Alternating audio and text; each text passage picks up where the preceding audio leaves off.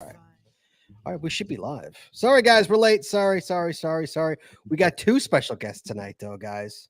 How about that? You gotta love it when we got two. We've got the Illinois reviewer Smith, and we've got Joshua, the geocaching vlogger, on the show. Always love when Joshua comes in.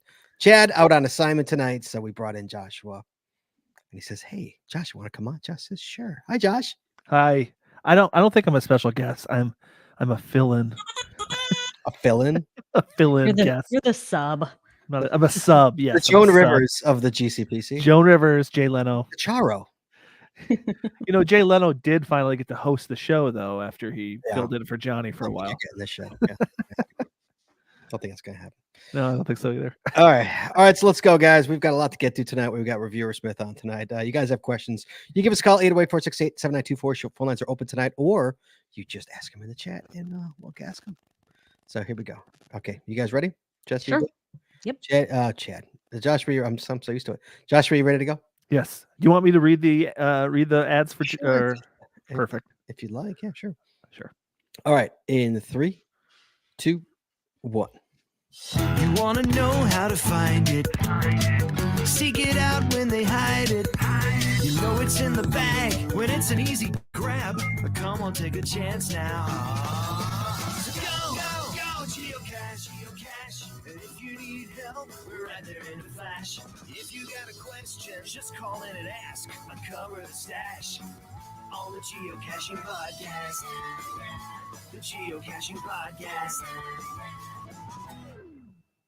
Welcome, everyone. It's Wednesday. It's 8:30, which means that it is once again time for the Geocaching Podcast. My name is Scott Bergs. We have our co-host Short and It's in the next room. Hello. Hi. And please welcome to my virtual left, my other co-host, not Chaz 2427. He's out on assignment tonight. We have got Joshua, the geocaching vlogger, on tonight. Joshua, hello. Hey, great to be on the show. Thanks for having me. Good to see you, Josh. How you doing, buddy? I'm doing fantastic. How are you guys? Doing okay. Not too bad. Jesse's on mute, though, so you can't hear what she's saying. All right, there you go. Tonight's episode 801, recorded live on January 24th, 2024, is Discussion with a Reviewer 3. Third time we've done this. Phone lines are open. Give us a call, 808-468-7924. That's 808-GOT-SWAG. And for your international callers, you guys can call, too, free of the web at callinstudio.com/show/GCPC. But first, before we get to talking to a reviewer, Joshua, I'm just saying, Chad, we got to talk about Patreon. Joshua, you know how important Patreon is, better than anybody. Yes, I certainly do. I'm not only a fill-in host, but I am also a patron. He is. Thank you so much, sir. Guys, there's two ways you can help us out. You make a one-time payment to us. That's PayPal on PayPal. It's paypal.me/the Geocaching Podcast. Doesn't matter if it's $5, $50, $500. Go straight to the bills. Don't care. Or, guys, you join Patreon. Guys, what do you get with Patreon? You get extra audio, extra video, only available to our Patreon members. You get stickers and coins and path tags and pins. You get patron-only shows. The end of the year patron giveaway show that just happened last month. And Joshua missed it. I did not. You were there? Something. I was there. And somebody said, like, "Oh my God, I missed it." I thought it was you. Nope. I have it. The gift you sent me. About it. Was it 2 years ago you forgot about it? Yes, I forgot about it 2 years ago. I did not forget this year. I have the gift right behind me. I have not opened it yet. I'm a little behind in my mail opening. Oh, got the mail from me, huh? Okay. So guys, you want to join into Patreon. It's a lot more fun on the other side, guys. Trust me. It really, really is. You go to patreon.com. That's patreon.com/the Geocaching Podcast. Promotional consideration paid for by the following. You got to wait for Lord Alfred Hayes. Tonight's show is brought to you by Cachly. Cachly is the advanced geocaching app of iOS. It features powerful online and offline features, including filtered searches, offline maps, and offline saving of caches. Cachly has hundreds of advanced features that will make your geocaching experience just that much better. Take my word from it, for I'm the geocaching vlogger, and I am a regular Cachly user. Get more info at cachly.com. Say it. My OCD. Oh, CACHLY.com. Oh my God, that's gonna drive my .com. Thank you. And it's also sponsored by Logwork. Logwork, the creators of the fantastic logbook, made with genuine write in the rain paper. The logbook designed for the micro containers of the present and future, geared towards the hider who would rather go cash and do cash maintenance. Find them at logwork.com. That's LOGWERK.com. It's also brought to you by FTF Geocacher Magazine. FTF Geocacher is the magazine for geocachers, written by geocachers. With 6 issues a year, FTF offers practical advice, hints and tips, cacher bios and milestones, geocaching events, trail tales, and all things geo-related. Find them at ftfgeocacher.com. And the Max Suds Body Company. Max Suds Body Company makes handmade bath and body products from all natural oils and butters. Items such as Poison Be Gone soap, which I've tried, itch spray, and 2-cent choice of bug spray are all great for outdoor enthusiasts like geocachers. At Max Suds Body, we have you covered from head to toe. Find them at MACS UDSBODY.com. You got to get to the rhythm of that. I know. MACSUDS.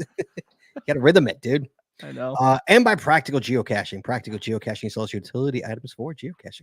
Our items are made in the USA, and we always provide free shipping. Find them at practicalgeocaching.com. That's PRACTICAL geocaching.com. Jess, you're on mute. Sorry, the dog was running around behind me, so I was being considerate there. Arted, now she's running behind you. I know. Arted Crafted creates I unique was- geocaching themed tees and custom designs for you or your geocaching group. With adult sizes ranging from small to 5XL, if you have an idea for a shirt design and cannot find it, you've gone to the right place. Give them the opportunity to show you how they can enhance your caching experience with your own custom design. Visit them at artedcrafted.com. That's ARTEDCRAFTED.com. And by pathtags.com for all your swag and path tag needs. Visit our website to get creative help to trade or log tags or to purchase your own personalized path tags. With over 50,000 tags to collect, pathtags.com is everything you need to start your path tag obsession. Visit them at pathtags.com, PATHTAGS.com. And by Geocaching Adventures LLC. Geocaching Adventures is a full-service travel agency specializing in creating the ultimate worldwide geocaching adventures for cachers and non-cachers alike. What could be better than having your geocaching bucket list vacation all planned and led by a traveling expert? Learn more by visiting us at geocachingadventuresllc.com. That's geocachingadventuresllc.com. And finally, by GeoGo. Go caching with GeoGo, the geocaching app for Android that includes a Where I Go player, trackable scanner, companion watch app, and county finds database. If you're an advanced geocacher, GeoGo helps with powerful features like nearby cache notifications, optimized routes, offline mode, bulk TB logging, and much more. Learn more by visiting them at geogo.com. That's GEOH-geo.com. Now we're going to see how well Joshua knows this show. And as always, Joshua, we can find links to our sponsors on our website or Show notes. in our show notes. Well done, Joshua. Well done, sir. All right, tonight, guys, we're going to forego the news and we're going to forego the email, even though there's a lot going on in the geocaching world right now, because we have got a reviewer here with us tonight. Reviewer Smith from Illinois. Hello, sir. How are you? Well, good evening. How's everyone doing tonight? Good. How you doing, buddy? Doing all right. Thanks for having me back for year 3. I know, a third year. I saw you. Where did we saw? We just saw each other at. We saw each other at West Bend, and then we saw each other again at the GIF. And there, I was like, I got to get you back on the show. Yep. And you're like, So- yeah. I'm like, all right, I'll talk Sure, to you. why not? Yeah. Always like talking to the people. So- all right, absolutely. And a late congratulations on show 800 last week. Thank you, sir. Even though you were in Florida, I think it was. I was in Florida. Yeah, you barely showed up. Yeah. No pun intended there. Barely showed up. Yes. Yeah. And yes, your 15 icon challenge will definitely be denied. That you had Come on. referenced. Don't think I wasn't going to bring that up tonight. Do not. Yeah, I know you were. I bring it up every time. It is. You still have not given me a really good reason why that can't happen. We have capped the icon challenge at 10. Oh, so that's why my 10 got approved. Yes, because when you look at it, when you look at the 15 icons, what are you looking at? You're looking at giga. There's been 1 giga in the United States. Right. All right. Megas. The next mega is what? Yuma? Bananarama? Yes. You- Help me out here, I Josh. think Yuma is next, then Bamorano. Yeah. So you run into the time limited aspect of the challenge requirements. So, and then there's obviously other icons that are not available anymore too. So, I mean, obviously, I don't want to get into the whole challenge things because this is not that show, and it was Right. last week. But that's one of the things is that but that's what makes it a challenge. You know, that's what makes it that's what was better pre-moratorium was it made you cash a little differently, but that's the whole point of a challenge. You can choose to ignore it if you'd like, but it was super hard to get, and that was even back in 2008, the 6 icon was super hard to get. Now I could do it in one preserve now, but it was super hard to get, and then the 10 when I can't remember if you or the other one let my 10 go through, but I couldn't believe that got through. But the 15, I didn't think you would, but I was going to do it anyway. Yeah, no, there's a general consensus, and again, I referenced the fact that we've got our own forum group that is pretty much 10, and there was some reviewers that have got way more experience than I do that I actually listed out kind of the icons that are more easily attainable to the newer cacher. Mm-hmm. And that's what it comes down to. Mm-hmm. What's easily attainable by the majority of the cachers. Casey11 says I qualified for 15, and so do a lot of other Chicago cachers that I know. So you can't use that excuse well, do you have people in your area done? Yeah, even though there may be 10 qualifiers. Sorry. I know. I the best part of the whole thing, Joshua, was I sent the email to RS, and he emailed me back denying me, saying I was wondering how long it was going to take for you to send this out. Well, you just get to learn the patterns of certain cachers, and you expect certain things to come through. You pre-write those emails just knowing that they're going to come in. Well, as I've noted on this show before, I've got a special script for when Scott sends a cache in. Yeah, but what's interesting is that obviously, we all review. Each one of us, I should say, the reviewers, we all have our own Scotty Burks. Each in our territories. We all have our unique cachers in each of our areas that in essence, make the job fun. Yeah. Because usually when those type of cachers are submitting caches, they're going to be good. They're going to be right most of the time. Yeah. So. Yeah, you don't usually deny me unless it's a challenge cache. That's about the only time. Right. Yeah. Yeah. But or hidden stages. Hidden stages trip everybody up. That trips everybody up. Yeah. Have you ever noticed? I always say to you in your reviewer note, I always say hiya, buddy. Have you noticed that? Oh yeah. Yep. I always put hiya, buddy. Yep. There's a few of them that put little notes on them, and as I've noted before, when I'm first getting to know you as a cacher or as a hider, you're going to get my full standard scripts. As we become more comfortable, you're going to get these more one-liners. It's like, nope. Really? You're giving me this junk? Can you not see there's another cache within 528 feet? Or you should know better. And so I start having fun with you guys. So right. So really quick, me and you talked at a GIF event, and I went up and asked you a question, and I want to talk about that question here tonight.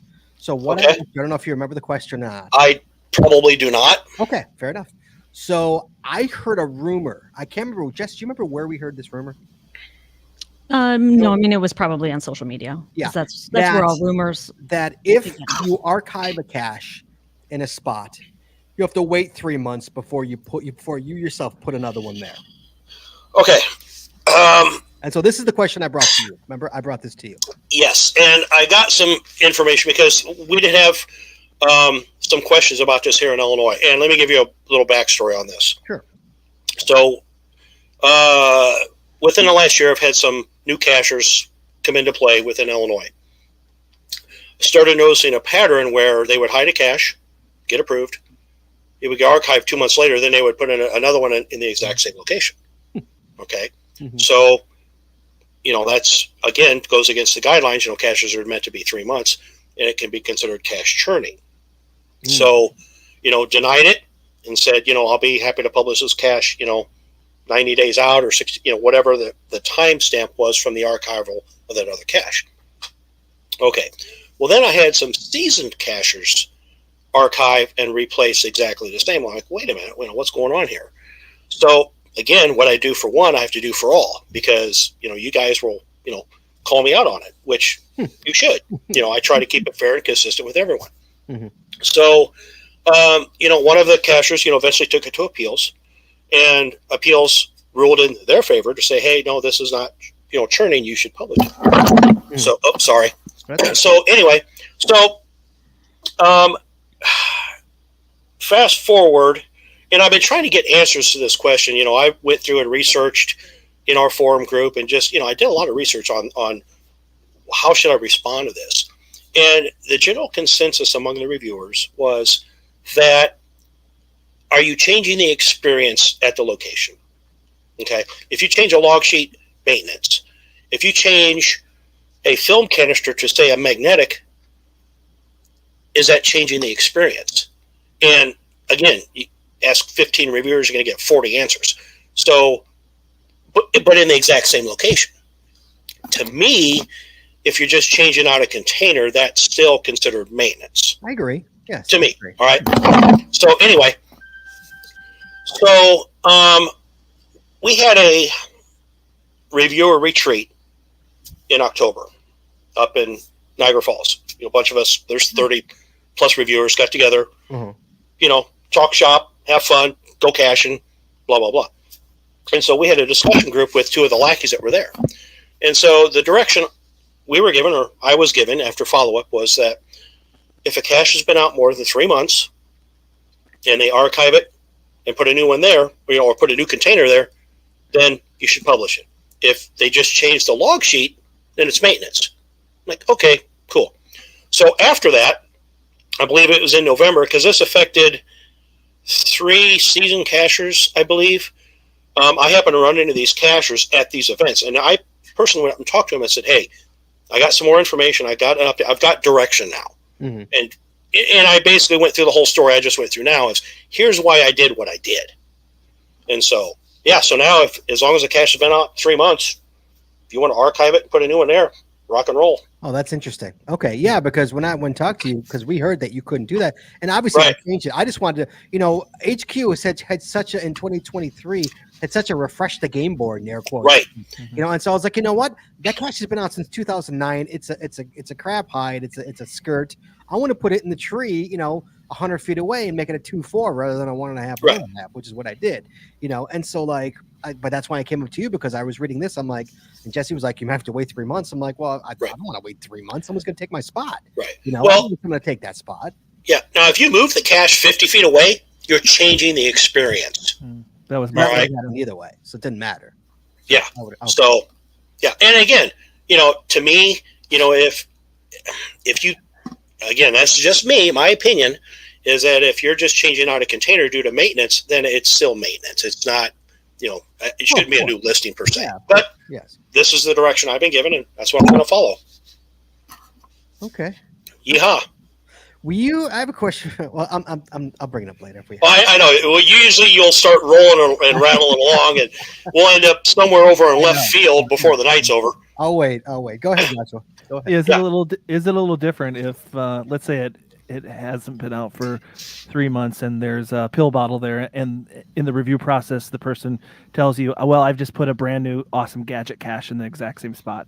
Does that change the experience? And does that, even if it's not within the cache before it hasn't been there for over 3 months? Yeah, to me, if it's under 3 months, then it should be archived in a new well, again, I guess it'd be a case-by-case basis, because if the original container was damaged, all right, and they come up with some new container, I would probably let that one just keep on living. Because if it's something beyond the cache owner's control, I think that's the key word there.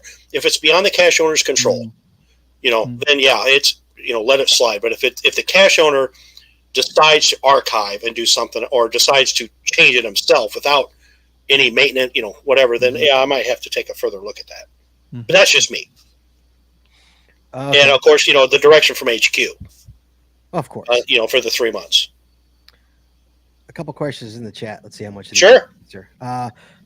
Jim Stark says, I tried to create a challenge connecting states via contiguous counties. This was rejected even though a checker existed. Are there any situations where contiguous county challenges are accepted? Not with the new guidelines, no. And that's the thing, that those guys that write those checkers, they're brilliant. I mean, they can write a checker for anything, but you gotta, whether just because you can write a checker for it doesn't mean it's allowed by the guidelines. Mm-hmm. So, continuous counties, that's not allowed.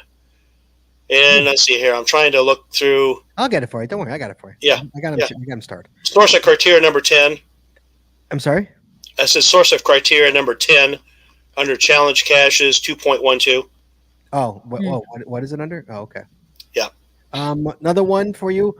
Challenge caches need to have at 10 local cachers that qualify already.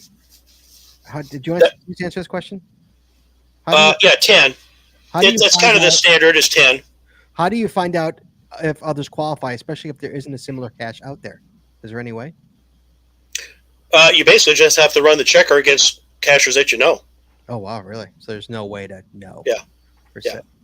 Well, and like for me, I mean, if it's a unique challenge, I'll ask for those 10 qualifiers. And, again, I'll give credit to the Chicagoland cachers is that, they'll provide me that list of qualifier cachers. Now, do I go back and check that cacher's name, within the checker? No. But what I will do is a lot of times I'll run my player account against the challenge, like, holy smokes, I qualify. Or, sorry, don't get this one. Right, sure. I have a similar question as it relates to challenges. So I'm a souvenir hound. I love the souvenir. Yes. So I have a challenge for 200 souvenirs and 300 souvenirs. I'm 50 away from 400 souvenirs. There was a little bit of a question if I could get the 300 one published. There were enough people that had completed the challenge, but my understanding is that if somebody started geocaching today, at some point they would have to be able to complete the challenge. And not knowing how many souvenirs that HQ will put out in the future, how is that determined? Great question. See, and that's the other thing too, is that, we also have kind of like levels. You have, a bronze, silver, gold level. So typically we'll allow like 3 levels of a similar challenge. That one might be a bit of a stretch. You may have to, again, are there 10 local qualifiers? Not a 400 yet. Probably okay. Not, no. Yeah. So then you would probably need to wait till, people in your area caught up to you. Yeah. But I'm wondering if that will even be a question, because it's just so many souvenirs that somebody starting caching today would have a really hard time getting there. Oh yeah, absolutely. Yeah. So, I mean, obviously the newer cacher would, but cachers that have been doing it for 10 years, that's a challenge that's maybe a little bit more attainable. Yes. Thanks. So while we are on the subject of challenges, I know, we have February 29th coming up. Yes. And yes. And there are a lot of events that I'm seeing in CETOs and, unusual things that people are planning in anticipation of February 9th. Yes. 29th? Yes. So do you, number one, are challenge caches pertaining to the 29th even allowed? Nope. That is in section number 9, time limited, because it only comes around once every 4 years. Okay. Yes. Now, I'll publish events and CITOs and whatever all day long, but when it comes to a challenge, that's in the guidelines. Yeah. So, yeah, I just wanted, I had a feeling that was the answer. I wanted to get that out there. So I know people are like planning out their days to try to do all of this stuff and qualify for, all kinds of things. So, well, I mean, I have a 366 that was done post. But that was pre. before. Yeah. Sure. Yeah. Because I waited. Oh, yeah. I waited 2 years to log that freaking thing. Yeah. I signed it in 2010. I logged it in 2012. Yeah. It would be interesting to note how many people actually need February 29th as a caching day out there. I mean, in 2012, I did a CETO, I did an event, I did a regular, I did a multi, I did everything that day, just to get as many as I could in. Sure. Yeah. God, it was a long time ago. Okay. Another question in the chat room here. Why do reviewers act like guidelines are rules? If there's no flexibility in them, why aren't they just called rules?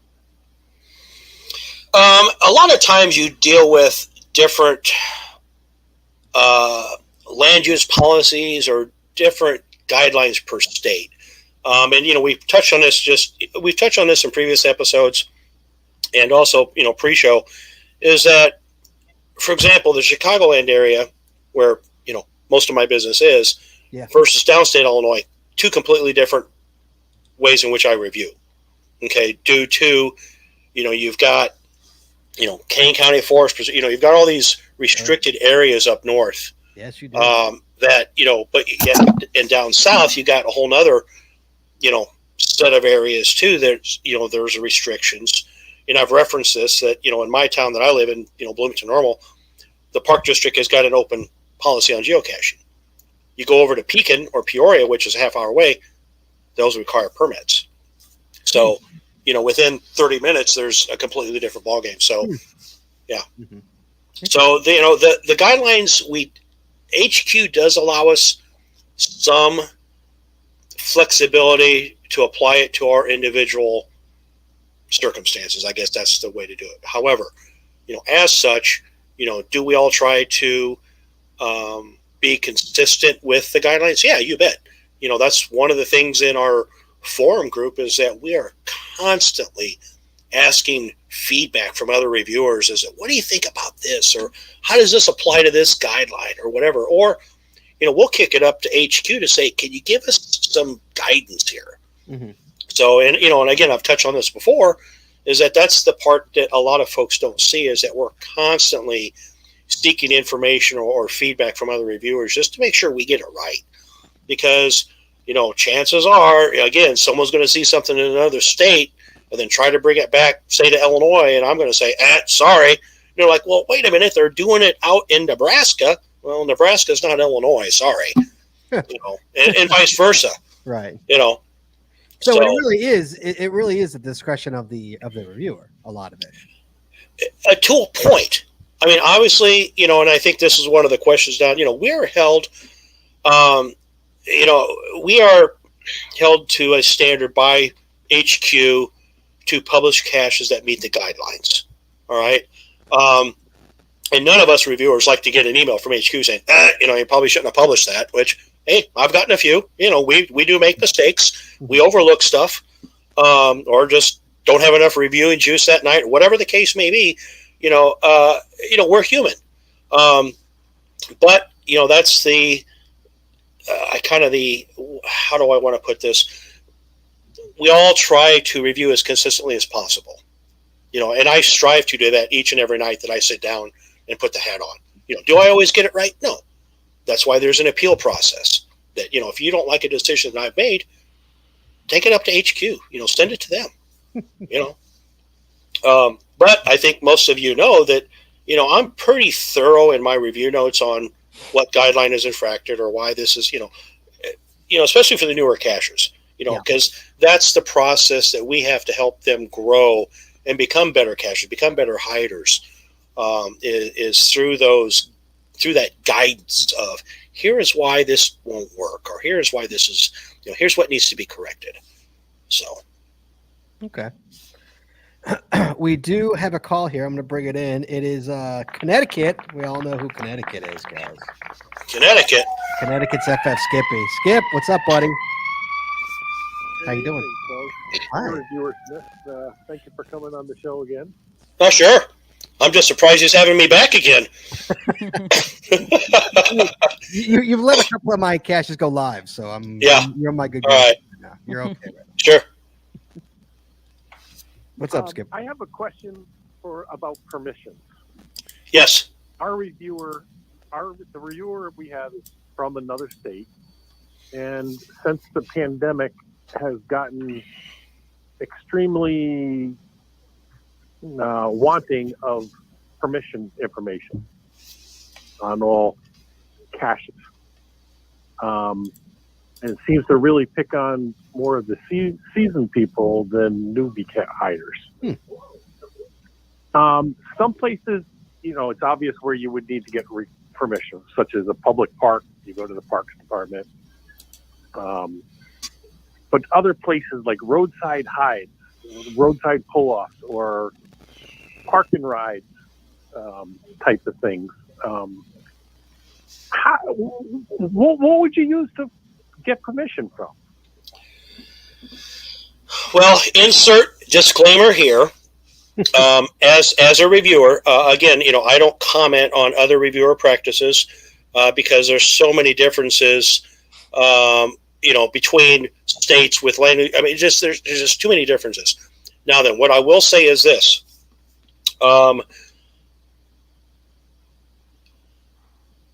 Ever since COVID, and if you look at the guidelines, it's clearly one of the first things is getting permission.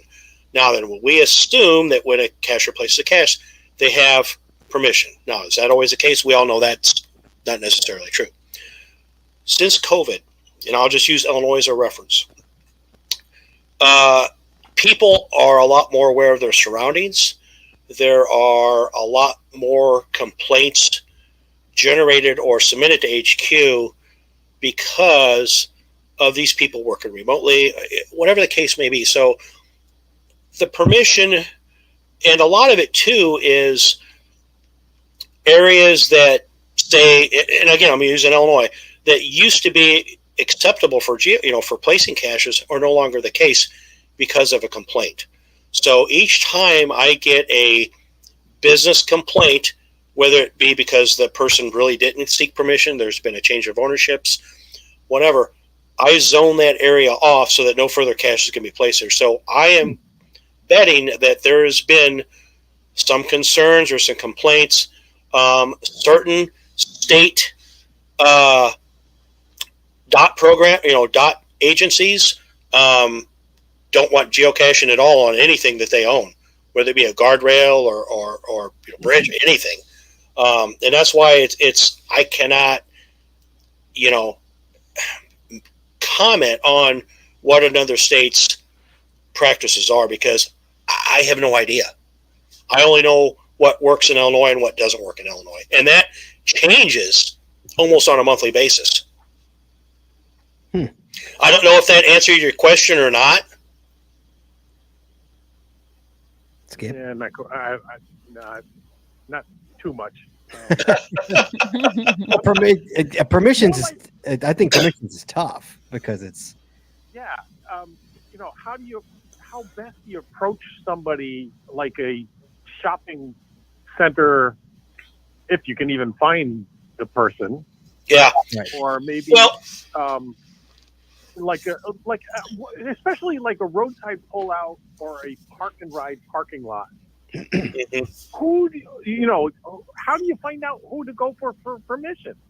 Yeah. Typically, like a shopping malls, they're going to have a management office somewhere that you can, they'll have a phone number on the door that you can leave a message. Roadsides, typically those are managed by the state, and each state DOT has a regional office per se that you can look up and contact.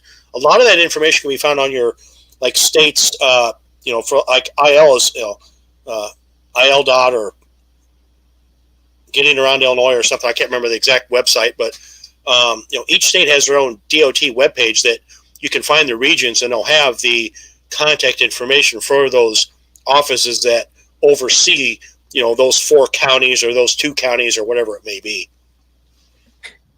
Okay. Does that seem like RS? Does that seem to be? Hey, Skip. Thanks, buddy. We'll talk to you soon. Thanks for the call.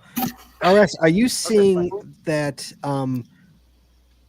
Obviously, I know you're not going to comment on other reviewers, but different reviewers have different. I mean, you care, but you don't care that much about if we put it in a parking lot or something like that. Well, and a lot of it deals with how my predecessors treated caching in Chicagoland. Because obviously, I live downstate. I've cached in Chicago a lot, but I followed what my predecessors did as far as the permissions and blah blah blah. Mm-hmm. Now, have things started to tighten up over the last 5 years? You bet, because of concerns or complaints that I've received either from HQ or a cacher emails me and says, "Hey, I just ran into security. They want all the caches removed from here. Blah blah blah." Okay, we had a situation like that. Back July, August, I think it was. Of a shopping plaza per se that I was contacted by a resource officer that stated that they wanted all those caches removed or archived from that particular property. They had valid credentials. You know what? They're the property manager or a representative of that property manager. So those caches got archived. That area got zoned off so that no future caches could be placed there. So, yeah. Are you seeing that become more common? I wouldn't say more common, but I've seen a definite increase in the last couple of years. Definite increase. Interesting. Yeah. And that has caused me to take a harder look at, where are these caches being placed? Are they going to become an issue? And if I think that they're going to become an issue, then yeah, I'm going to enforce that permission a little bit more stricter than I would, if it's in the back 40 of a Menards lot somewhere. Right. Sure. I understand. We have got Pennsylvania on the line. Pennsylvania, hello. Hello, Pennsylvania. Hello. Howdy. Hey, how you doing? I'm great. We got a question for Mr. Smith. Yes. Sure. Yes. Every time I try to place a large cache, you motherfuckers always want to deny. There he goes. Oh boy. Yep. I heard Pennsylvania. Scott, I started texting you. I saw that one coming. Yeah, you got to text me quicker than that. Sorry about that. All right, so next question into the chat room. Our challenge. Okay, here's a good one. Are challenges regarding February 13th allowed, or doesn't it come around often enough? February 13th as a date? Yeah, I'm sorry. Friday the 13th. I apologize. Yeah, that would be a time limited because it only comes around once every how many years? Friday the 13th comes around all the time. Well, if you're talking are you specifying a specific month or Friday the 13th any month? Or are they specific? I think the question is more general. I think it's more general. I would probably have to see a little bit more of what their thought process would be as far as how they're going to want to incorporate that date, but I'm thinking probably more time limited. Interesting. Mm-hmm. Yeah, I'd have to do some research on that one. Okay, that's a fair answer. Oh, did you see that? Just the Cache Across America in Bowling Green, Kentucky, has been archived today. I just saw that. Because of security at the Corvette Museum. We got that one. We did. It's been disabled for quite a while because the security there was unhappy with people coming in after hours, after the museum was closed. And so when we found it was actually disabled, but we were able to get it. It's pretty far away from the museum. It's like... Yeah, it's on the other side of the ground. It's in the woods. It is pretty far. Yeah, we've gotten it. Yeah, it's not really that. But you have to drive through the parking lot to get there. Yeah, that's true. Yeah. All right, I got another one in the chat. Casey11 says, it seems as though my local geocaches generally publish around the same time every day. Can a reviewer set them to publish at random times throughout the entire day to give others a chance at an FDF? Yes. And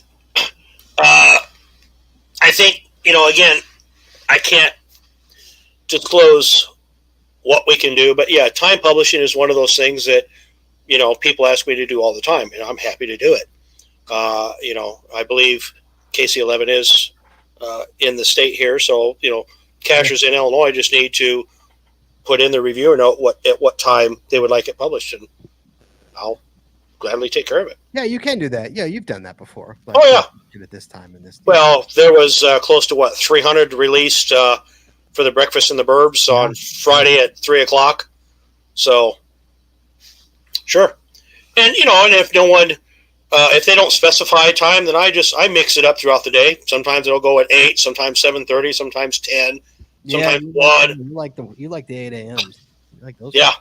Well, it's kind of, I wouldn't say the default time, but it's just a lot of times once I set the publishing for 1, that becomes the theme for that particular day or that particular evening when I'm reviewing, I should say. Who did them like 10 years ago when they would go at 10:30, 11 o'clock at night? Those were the best. Those were the days. Oh man, if you're in that, those were the best. Well, I used to do publishing at night, but then I got some concerns that, well, a lot of these are in parks we can't get to at night. Well, good point. So, okay, so let's get to some other questions. Here's a question from listeners. Do reviewers have any oversight from Geocaching HQ or anywhere else? We have a reviewer in our area who has stated that he is trying to limit the number of new hides published and has drastically reduced the number of hides coming out in our area. Does HQ supervise the reviewers or the review process? Part of that question I will not comment on, but yes, we are. HQ oversees us, and we are bound by a code of ethics and so forth. But again, when you get into different states, different territories, whatever. Again, I'm not going to comment on that. But yes, HQ does we do report to HQ. So that's why there's, again, an appeal process for if you have a disagreement with the reviewer, you can file an appeal. So. Okay. What's a challenge cast that you really liked and wanted to publish, but you couldn't for some reason? Oh, boy.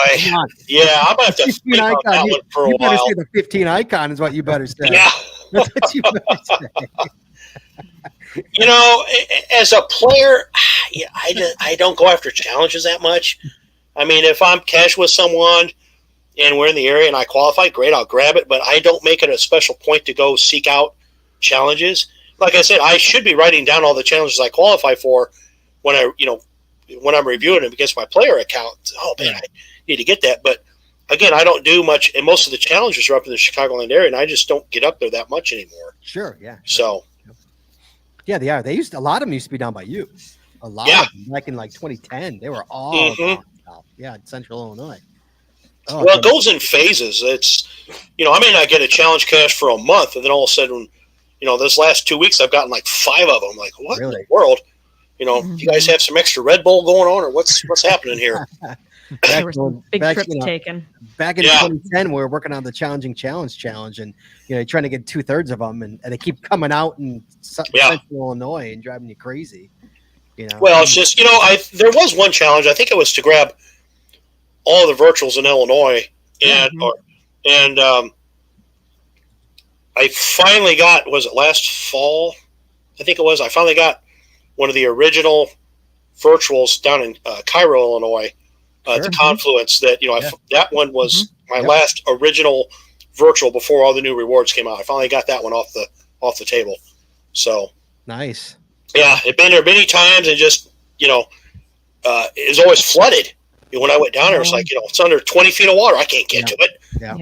Yeah, we had to park at the top and walk all the way down. Yeah, we had to walk all the way down. Yeah, the park was closed. Yeah, or the parking lot was closed. Sure. Speaking of virtuals, Jesse, you had a question for him. Yep. Yeah, again, I'm all like you. I'm all about putting information out for people, and I think this would be a good opportunity for you, to say a few words for people who were lucky enough to get awarded a new virtual reward. When you're reviewing those, I'm assuming those go to you to review, right? I mean, there's not a special virtual reviewer or anything. They'll just go to the regular local reviewer. So, what do people need to know to help you get it published and to help them? Anything special that they should be putting in the notes, or what do they need to include in the listing?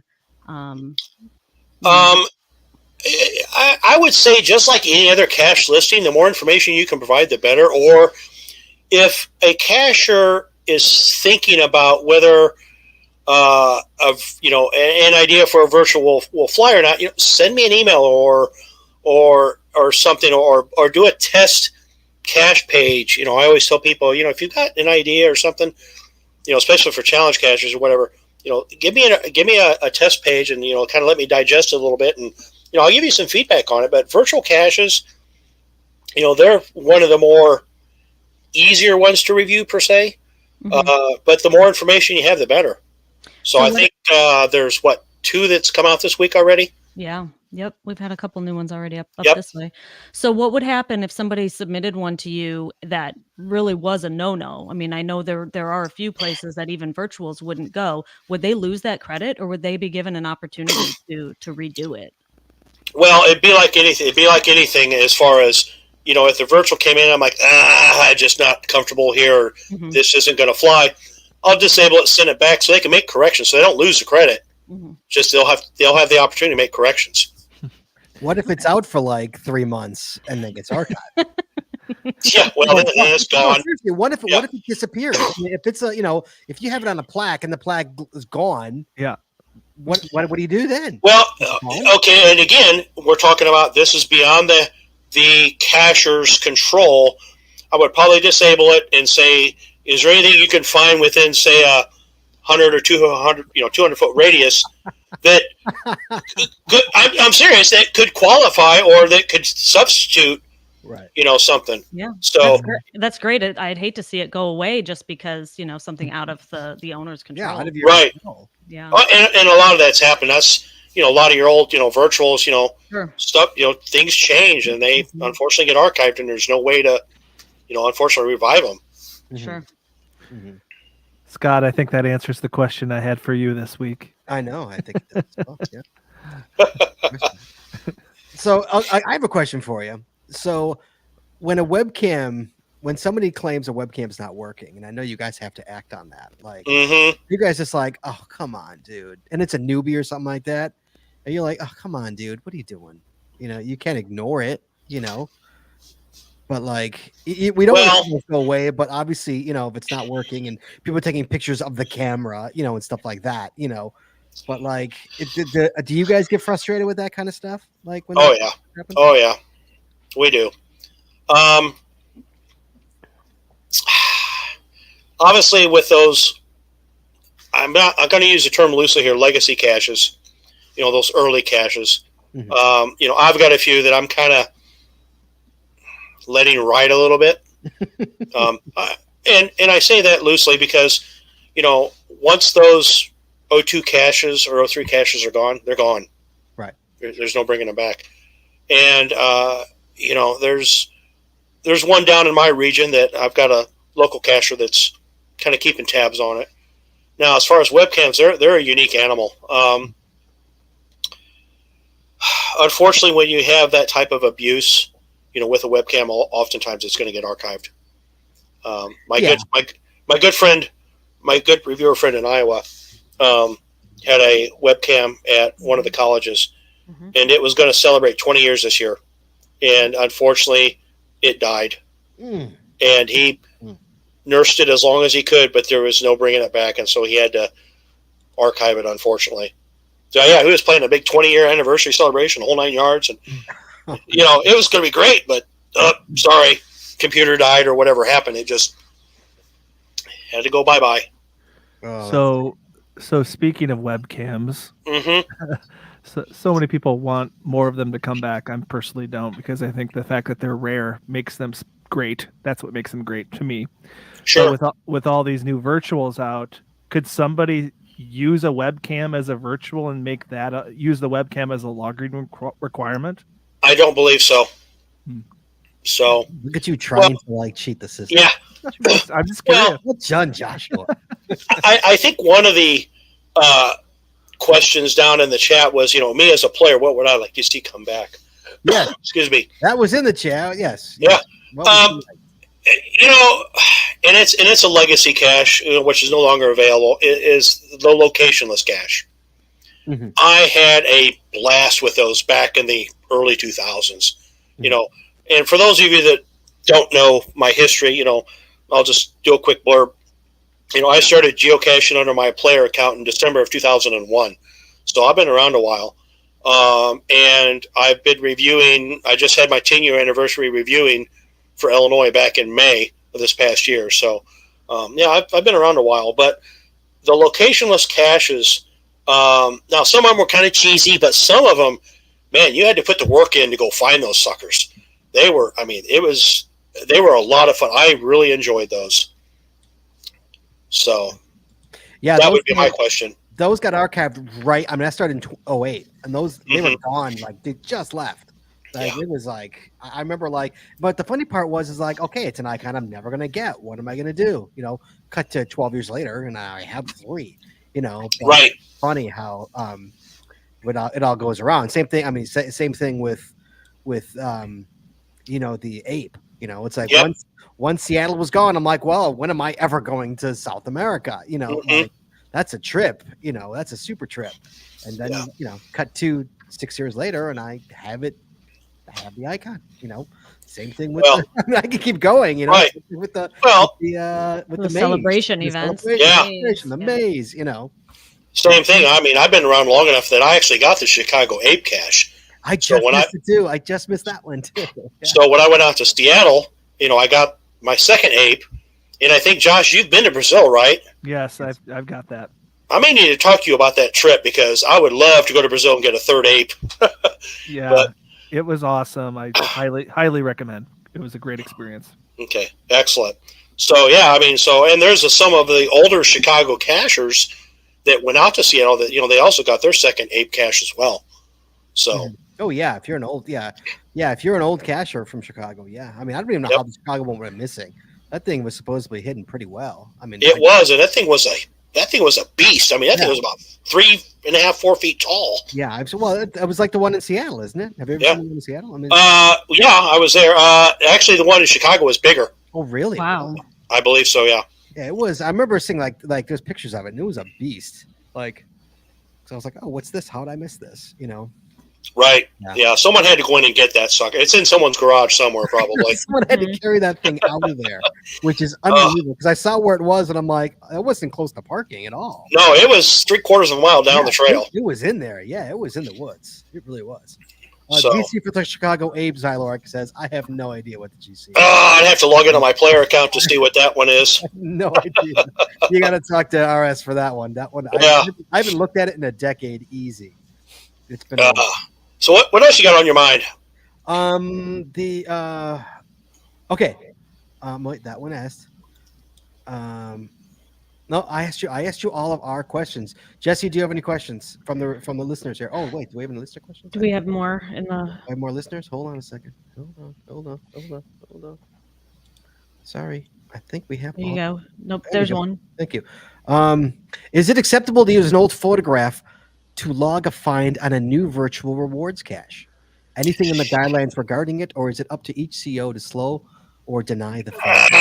Yeah, I think it's going to be up to the CO for that one. But there's nothing there. You're saying there's nothing. You know, and that's the thing, because you know, I think about some of the places that I visited, you know, prior to geocaching, or maybe I was geocaching, but you know, didn't realize there was a cat, you know, for whatever reason. Mm-hmm.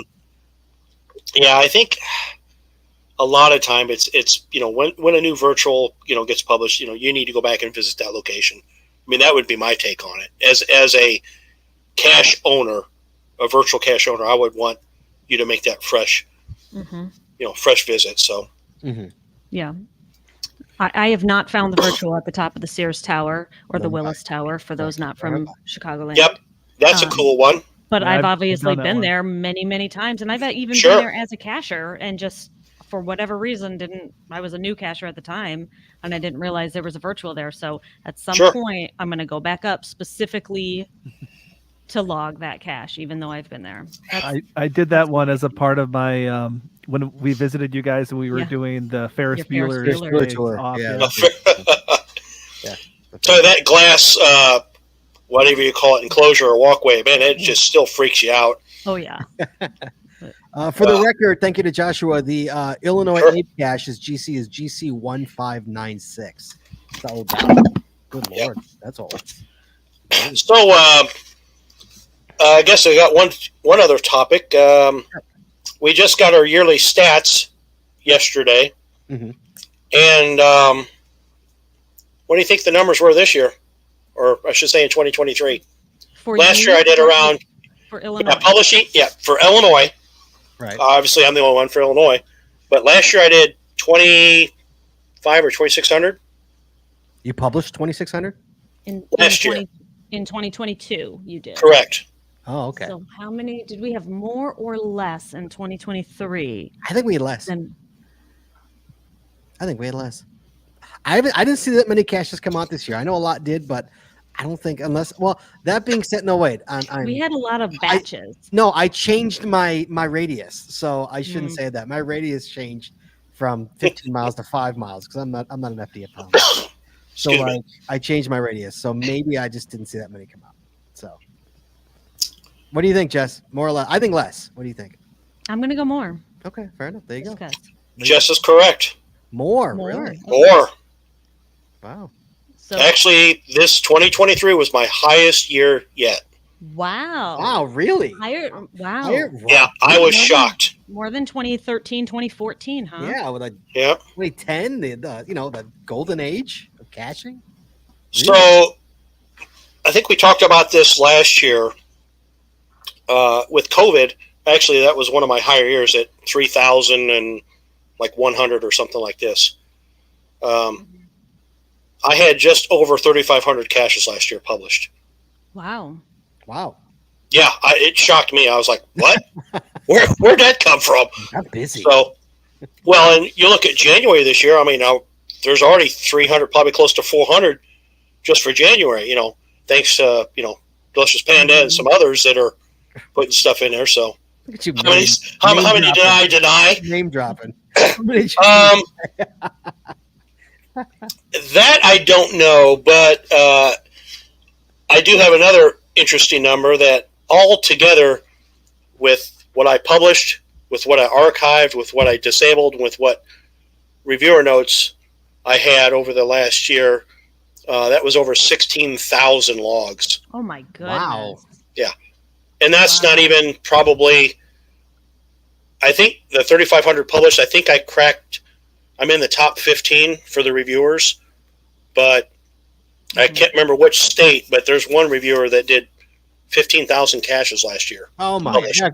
One of the questions are which state published the most? That's what people are asking. Yeah, and I would have to go back and look, but there's a couple of caches. I know Texas has got like 4,000, one of the reviewers, and so there's a few that have got a lot higher numbers than me. Mhm. So That's still a lot. So 16,000 logs. How do you sit down in front of your computer to review every day? Every night. Every night. That's Wow. That's quite. Unless I'm traveling for work or traveling for vacation, which I send out the social media update that I'm out of the office.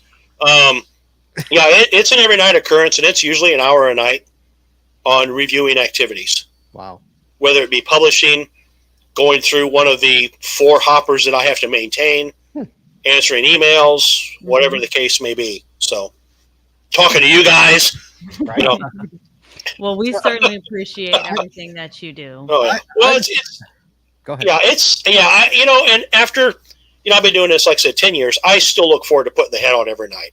And that's really a tribute to the Illinois cacher because, you make my job fun 99.9% of the time. Right.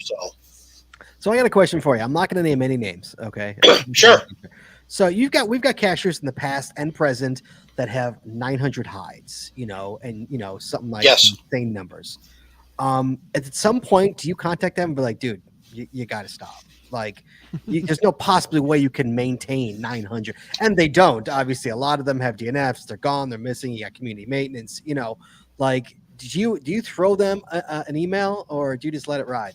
I'm curious. Eventually, those caches will make my list. We'll make one of my hoppers. Mm-hmm. All right. Excuse me. And so once they make my hopper, then I start the process. That's all I do. Now then, if I get a specific email on a cache, I'm going to go look at it and take whatever action I deem necessary. Mm-hmm. So can you see geocache health scores for individual hiders? Yes. Really? Actually, and we talked about the health score. Each cache has a health score. All right. Mm-hmm. That's something that is available to reviewers and to HQ. And so when that health score reaches a certain threshold, an email automatically gets generated by HQ to say, hey, I might need a little help here. And then it gets put in one of my hoppers. and then I start paying attention to it, and I'll monitor it and see.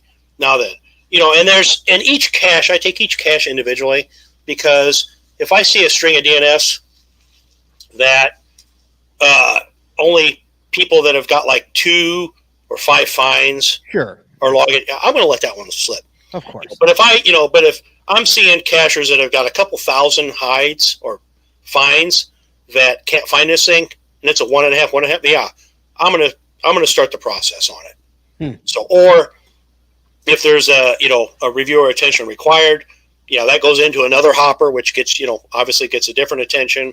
If a cache owner posts a note saying they're going to take care of it, and then 2 months goes by and they don't do anything with it, then that's going to get my attention. And so, but each one is still handled on a case-by-case basis, by me. I can't speak for how the other reviewers, the states do it, but that's just how I do it. And so do you recommend, so we should throw a DNF, but we shouldn't throw a needs maintenance? Should we throw a needs maintenance, or should we throw, what do you recommend obviously it's your opinion, but as a review. Well, right. And each cache will determine that. So, if you're coming up to a cache and the lid's busted and just stuff's a mess, that's a needs maintenance. Mm-hmm. If you're coming up to a location and someone comes out and says, "Hey, what are you doing here?" That's a reviewer attention requested. Mm-hmm. If there's something that jeopardizes the safety or well-being of a cacher, or just something just doesn't feel right, throw that reviewer attention requested on it. And like I said, that goes in to a separate hopper.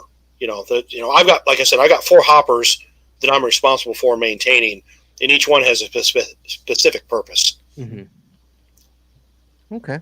So, but yeah, whether you're in Illinois or whatever state, we all are responsible for the same things. Oh, absolutely. Yeah, absolutely. All right, it is 9:32. Already? I know. Jeez. Goes fast. Well, yeah. Last week's show, weren't you like 20 minutes over? We were 20 minutes over. I was worried. I didn't try and keep it on. I try to keep it. No, we just kept talking. The calls kept coming in. Yep. It was great. I'm not gonna say no. Yeah, I was lurking online, just kind of listening, trying to pick up anything for this week that I might need to attend to. Was there anything you needed to attend to? Oh, aside from the 15. Yeah, the 15 icon, and obviously the challenge of the watching the show is not going to fly. And I had a great one. No, I had a great one years ago in 2010. It was fantastic. I don't know if you denied me. I can't remember which one you guys denied me. I started in 13, so it wouldn't have been me. Oh, okay, it wasn't you. Let's see if you would have let this ride. You had to have an FTF a month. Any year, didn't matter. 1 FTF a month in each month of the year. Boy, just because it's you, I'd probably say no. That's a good one. We'll just put that out there. Challenge. That's a good challenge. You know why I got them? But you know what? And I've been living with, or we've been dealing or going by these revised guidelines for so long, since 2017, I think it is. Mm-hmm. I didn't have that many challenges in that short, period of time before the moratorium came into effect. Oh yeah, right. So because at that time, I was just only doing everything south of I-80. Mm-hmm. I didn't pick up Chicago until 17 or 18. What was the name of that reviewer before? We had a couple. We had a couple. Yeah, Rudy. We had IO reviewer. IO reviewer did the archiving. Yeah, yep. We had reviewer Jones and you, but you guys both changed your names. We had Ed Rooney, and Abe Froman. Now, reviewer Jones was only the southern part of the state. Occasionally, if Rooney or Abe went on vacation, I think he would cover. Okay. Because Jones is who's brought me on. Yeah, Abe denied me. And he said, it could be a he or she shed. Abe said that FCFs are not recognized. Thus, it cannot be a challenge. Well, and they're definitely not recognized now with the new guidelines. So that was back in 2010. We're talking that was 2010. Yeah. Mm-hmm. Long time ago. Yeah. Hey, you guys going to Woodstock out in Flagstaff? I am not. No. Josh, are you going to it? Yep, I'm planning on it. Oh, okay. Well, maybe we'll try to connect out there. talk to more of you about that Brazil trip. Yeah, for sure.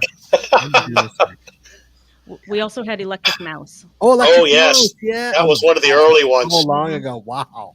Yeah. Oh, wow. That brings back some memories. Sure does. Wow. Sure does. Phew, Jesus. Smith, always a pleasure to have you on the show, buddy. Yeah, well, again, thanks again. And, I don't know if you want to make this an every January occurrence or not, but I wouldn't mind it. No, absolutely. I don't know if that's the way you want to kick off the year or not, but what the heck? Always a pleasure. I don't know. Always a pleasure to let people. Jesse seemed to carry her own last week with the show. I know. Thank you. I always get so nervous without God, like we're gonna run out of things to talk about. What am I gonna do? And then we're 20 minutes over. Yeah, I think you just need to label your buttons a little bit better because she was like, which button do I push? I don't know where anything is. Yeah, no, exactly. Yeah, but no, it's always a fun time talking to you guys, and it is a whole it's a whole ordeal here. Okay, nice. It's a lot of buttons here. Yeah, each button does. But I mean, again, we're ambassador of the sport. We're here for you guys. I mean, you guys, without you guys, we wouldn't have a job. Sure. So. Sure. Yeah. Sure. Well, that's awesome. We appreciate your dedication. We appreciate. Yeah, you bet. It's always fun to give you a hiya, buddy, when I publish a cat. So, Jesse was commenting. She's like, "You're really putting hiya, buddy?" I'm like, "I do it every time. I've done it for years." Yep, every time. Hiya, buddy. All right. All I put. Thank you. Yeah, that's all I do. No, I enjoy these conversations because and I feel bad because obviously, again, as a reviewer, we cannot comment on other states or what they do there, and I know a lot of your listeners are from other states and so forth. And sure, absolutely, best advice I can give you is work with the local reviewer. If you have an issue, that's what an appeals process is for. Every one of us reviewers gets an appeal at some point in their life. It's unavoidable. and oftentimes, sometimes you can learn from it. Say, hey, thank you for the clarification. Thank you for the guidance. So it never works. I've appealed many times. It never works. Well, like I said, there's a special script for Scotty. 100% with me, man. 100% every time. Denied every time. Never works. All right, guys. Josh, good talking to you again. I'm sure I'll try to look you up in Flagstaff, and I'll see you guys at somewhere at an event down the road up in Chicagoland, I guess. Yep. You be well, buddy. We'll talk soon, man. Thank you. All right. You do. You be good. You bet. Always a pleasure. All right. So, Josh. Yes. Next week. What's next week? Next week. So you're not Chad. So I got to go Josh. That's okay. Jesse. Josh won't even be here. Jesse. Yeah. Next week. So this week we had a reviewer on the show. Yep. But next week we have got Rock Chalk coming on the show. Ooh. Rock Chalk talking about the 2024 current state of geocaching. I always love to bring him on with the current state of geocaching. How is geocaching doing? What's the pulse of geocaching in 2024? We're going to find out next week with Rock Chalk. And poor Rock Chalk, I have pushed him, I think, twice now. So he was supposed to be on, I think, in November. And I just kept things kept coming happening. out. Yeah, things kept happening. I'm like, dude, I got to bump you again. I got to bump you again. We had to cancel the show. Wow. Something else happened. I got to get him on the show. It's not personal. We'll have to. I love Rock Chalk. No, somebody said, no, Brian. No, I haven't had Rock Chalk. I know I saw Rock Chalk at West Bend, and I went up and said hello, and he's like, I haven't been on your show in years. I'm like, I know, I got to get you back on the show. And so that's when I said, like, I'll get you back on the show, like, towards the end of the year. He's like, cool, awesome. And then I bumped him twice. So we got to get him on the show. So this is a shameless plug, but the next Treasure of Our Town podcast is going to have a lackey as well. Oh, nice. Oh, who's going to be? It's Annie Love. Oh, nice. Wow. So you want to give a little plug? Why don't you plug yourself while you're here? Yeah, so most of you know me as the geocaching vlogger. You can find me here on YouTube.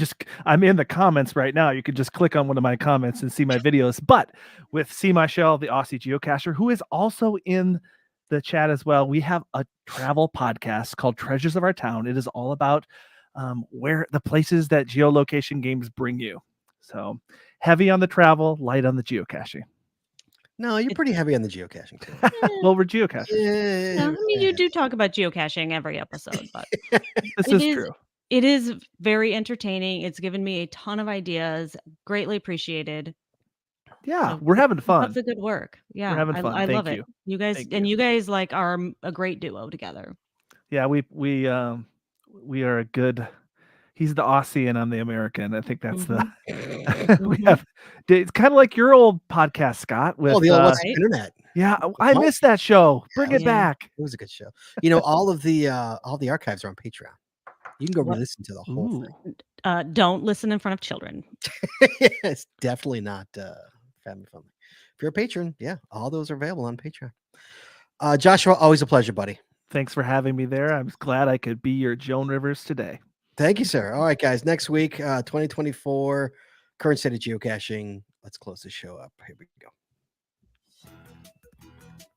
Please join us again every Wednesday night at 9:30 Eastern, 8:30 Central as we stream live on Facebook, Twitter, YouTube, and on our website, geocachingpodcast.com. The archive video versions of our podcast are available on our website or on our YouTube channel, and the audio versions are available wherever you find your favorite podcast. If you like the show, please head on over to Apple Podcasts and rate, review, and subscribe. I really appreciate it, and it really helps the show when you do. If you prefer to watch the show, make sure you click that subscribe or get notified buttons to know exactly when we go live. And hey, if you haven't already, please consider becoming a patron of our show. With tiers starting as low as $5, you will get a ton of additional information, extra video, extra audio, only available to our patron members. Please head on over to patreon.com today and subscribe. That's patreon.com/the Geocaching Podcast. Thanks once again to our sponsors, Cashly, Logwork, FDF Geocacher Magazine, the Max Odds Body Company, Practical Geocaching, Ardent Crafted, PatTags.com, Geocaching Adventures LLC, and GeoGo. Please visit our sponsors, and when you make a purchase, you tell them the GCPC sent you. That's all we got this week, so we'll see you next week talking geocaching, taking your phone calls. In the meantime, be good, be safe, hug your loved ones, and we'll talk to you guys next week.